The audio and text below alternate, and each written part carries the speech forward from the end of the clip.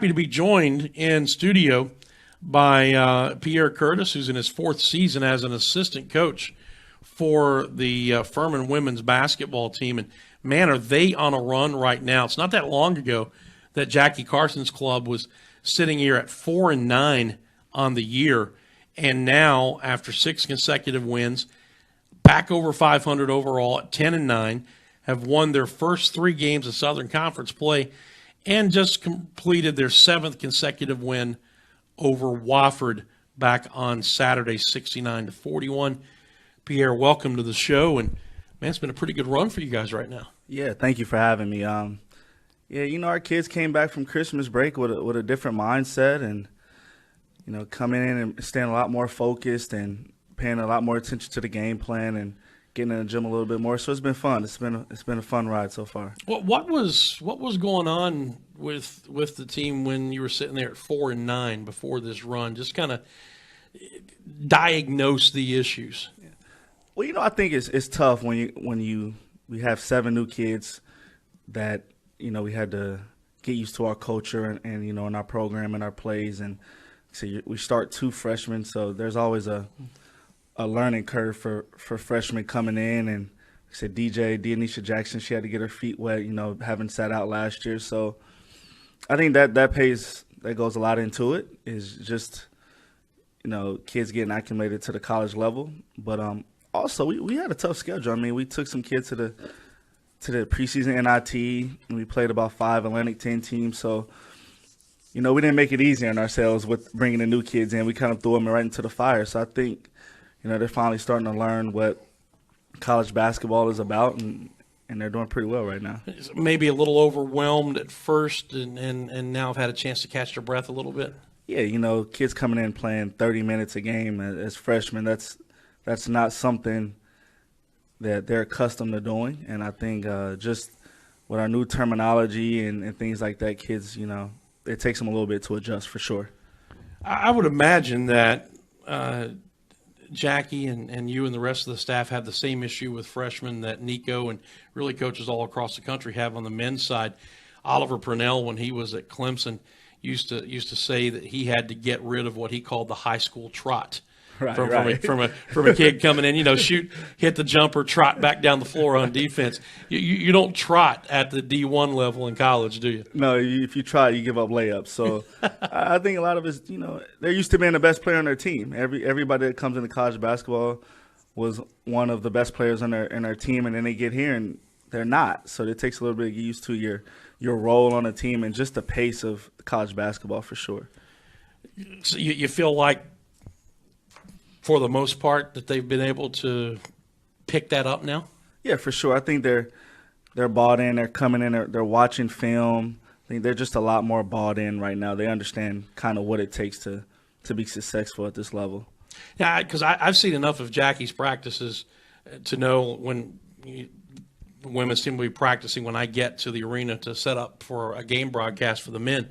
So I've seen enough for practices to know that she and Nico and many other coaches across the country have the same philosophy. You don't play defense, you ain't playing for me. No, for sure. And especially this year. I mean, right now we're the number 1 defensive team in the conference. So if you can't guard your own and if you're not going to buy into our defensive philosophies, you have to sit and we'll figure it out on the offensive end. So was it a situation where just a switch was flipped and everything suddenly became crystal clear? Was it more gradual? Because whatever it is, 6-game winning streak now, 3-0 in the conference, things are rolling along pretty good. No, I think it was gradual. I don't think they just came back and was like, "Oh, we're gonna buy in totally." I think, game by game, practice by practice, we've been building a culture, and like I said, we had a heart-to-heart meeting before Christmas break, and the kids came back and they were like, "All right, we're gonna buy in. We're gonna do exactly what we need to do to win." And so far, it's worked out for us. It helps when you have good on-floor leadership. You talked about having 7 young players, so that means that the veterans that you have to provide leadership. And when you've got someone like Whitney Bunn, for instance, running the point, running the show, that has to help matters, has to help that transition. No, for sure. When you have someone of the caliber of Whitney Bunn running your program or running your team, it definitely helps the younger kids I think Sierra Carter's done a good job. Allison Bees. I think a lot of our older kids have done a good job just showing the younger kids exactly, what it takes and what we expect from them. And then, like I said, when you have Whitney Bond who can day in and day out just go get you buckets and drop dimes, I think that helps out. Well, and they've been through it. I mean, those three girls you mentioned have kind of been sort of the glue that's been here for Jackie's turning around of this program and getting it to play at a higher level. So they've been through everything all these freshmen have been through. Exactly, and like I said, they were freshmen not too long ago. They went through the rough patches. We always remind them that you remember when you were a freshman and how hard it was for you. We always say that the freshman year is the hardest year. You're away from home. You're acclimated to a whole new type of basketball. So it's always the toughest year. So we want to make sure that they remember that they were there before too, and so that they can help the young kids along. As our high-tech graphics people have showed you, this is Pierre Curtis. He is the assistant coach, one of the assistant coaches for Jackie Carson's women's program. You talk about the freshman year being the hardest year. Every time I get a chance to interview an athlete, a freshman, no matter the sport, here at Furman, I always ask them about academics because we know how the academics are here at this school. And they're told about the academics ahead of time, and they think they understand how hard it's going to be. But to a man or a woman, when I talk to them after they've been here a while, they say they really had no idea. Yeah, we can we can tell them how hard it is, but until they get here, they have no clue. And I think, obviously we have the academic advisor, and I think Furman does a really good job of giving kids everything they need to be successful here. And obviously Rob Carson is a great academic advisor. He puts kids in places to be successful. But yeah, that's an adjustment period as well. I talked about adjusting to college basketball. You have to adjust to college life as well. And at a place like Furman, it's tougher than others. Time management. Time management skills are something that you don't have to be great at in high school because normally mom's going to get you up in the morning right. to go to school. And, for sure. And when it's time to play a basketball game, if you're on the road, you're going to leave from school. And mom usually has helped you pack your bag and all that stuff. You get to college, you're on your own. Right. And you've got to learn all these skills. So it's an adjustment at any school, but you throw in the academic load here at this school. And a lot of these freshmen I talk to, they're like, man, I had no idea. No, time management is huge. But like I said, Rob Carson, and, they meet with each assistant coach as well for academics. So we try to cover each base of what they're supposed to be doing at exactly what time. But like I said, the seniors and the upperclassmen, they help a lot with the time management on the basketball side of it. They keep the kids in line. They keep the freshmen in line. Hey, we have to be here 15 minutes early. And if you're not, they police that. We don't have anything to do with that. So I think it's good when you have older kids who've been through the fire to help us out.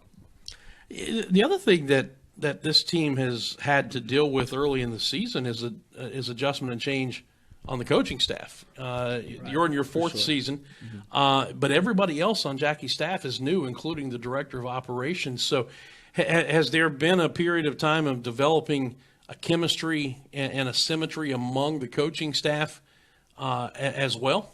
Well, you know what it's pretty surprising. Once we hired everybody, it's been seamless. I mean, we all get along pretty well. We understand each other's strengths and weaknesses. So from the coaching side of it, other than the new assistant coaches having to get used to Jackie, as far as how she wants things and things like that, other than that, off the court and in the office, everything's been fine. And I think the new assistants have built a pretty good relationship with the kids early, and so that it helps as well. So I think they did a pretty good job of building the relationships with the girls. And I was going to ask about that because if whoever works with the guards, for instance, if that has been one person for the last 2 or 3 seasons, and now you've got somebody new doing that, that's an adjustment period for those kids at that position. Yeah, for sure. And I think Coach Randall, this actually happened. Coach Randall now has the post, and they had to get used to a little bit of a difference in how she coaches than how the previous coach did. But she brings a ton of energy. She's great with that, and the kids really bought into that. And then Coach Beachy, she's actually doing the post as well. She's really good with like the ins and outs of all the fundamentals and things like that. So like I said, they're all good. We're all good at different things, and we know what our strengths are, so we kind of tend to that. Well, it's great to see it coming together, and great to see the buy-in starting to happen now, and that light bulb finally start to go off, because I know that as Jackie's program has grown over the years, the success level is getting to a point now where it's an expectation. It's not a hope anymore. For sure. It's an expectation. Right. And I mean, I think that's where you want to be as a program. Right. I think you want those expectations, and then obviously there's pressure to live up to them, but that's what we're getting paid to do, is to live up to those expectations. And I think the kids understand that, and then that every year we're trying to bring in better kids, and I think those kids have to learn quickly the expectation of this program, because it's not we hope you get to 15 wins now. It's like you better get to 20 wins. So right. No, and I think they're embracing that, and we're just trying to do as best as we can to get there. Yeah, because whether you're talking about fundraising or you're talking about number of wins in the season, very rarely does anybody say, well, it's okay to go backwards. Right. You can't go backwards at all. For sure. We're speaking with Pierre Curtis from the women's basketball program here. You guys are actually practicing right now. You're supposed to be over there, yeah, right? Coach Carson's on the road recruiting, Coach Carson and Coach Randall, and Coach Beachy's holding down the fort right now. And then as soon as I'm done, I'll run back over and assist in practice, trying to get better, ready for Mercer. Well, Jackie told me yesterday, she said she'd front load the practice with shooting drills. Right. So you wouldn't miss too much. What's coming up next? Like I said, we have Mercer Thursday. That's on the road, right? On the road, we have 2 road games. We have Mercer and Samford Thursday, Saturday. Obviously, Mercer has last year's Player of the Year. They tied for first last year. They're still a really good team. And then we have Samford, who has a lot of people back, and they're always tough to beat at home. So we have 2 pretty good tests this week, and obviously Mercer has the number 1 offense, but we feel like we have the number 1 defense. So we'll see which side wins out. Chattanooga still considered the gold standard of the conference? Chattanooga is definitely, they're 3-0 right now in the conference. And when you've won 3 straight conference titles, you have to be the standard to where everybody's trying to get. And like I said, we'll see them in 2 weeks, and we'll see where we are. Yeah, and I know that those battles between Furman and Chattanooga have been some pretty good ones here of late. Right.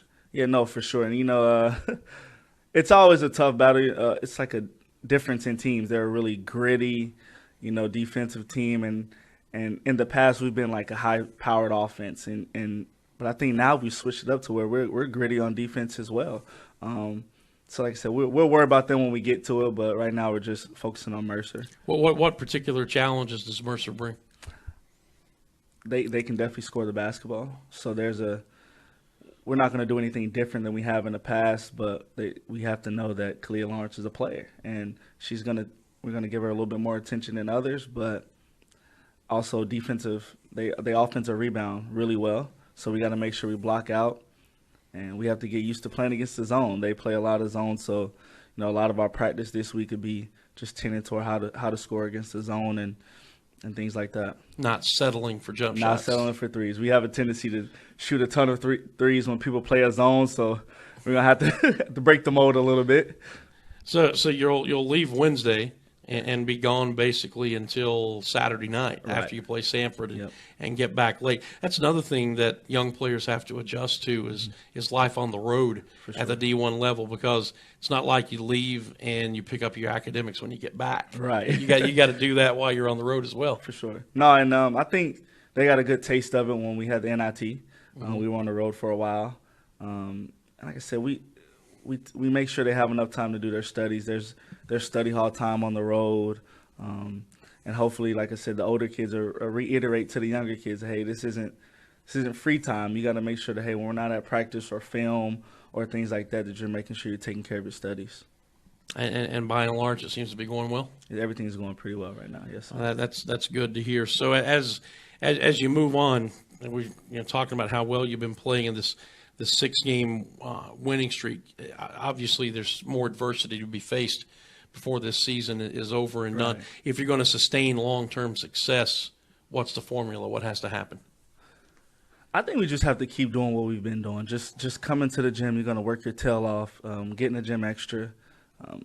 attention to detail, just a lot of focus and attention to detail to what we're trying to do against each team, and not getting complacent. You know, a lot of people, hey, you're 3-0, and we're like, so that wasn't our goal, was to be 3-0. So just to make sure our kids don't get complacent, they understand that, you know, this is a long journey. You know, it's not a sprint.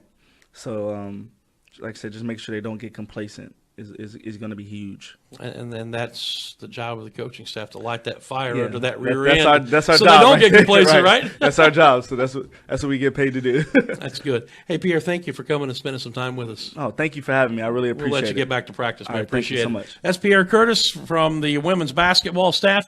Stay tuned. Back with more here on the program right after this. This is Ron from the Ron and Craig Show.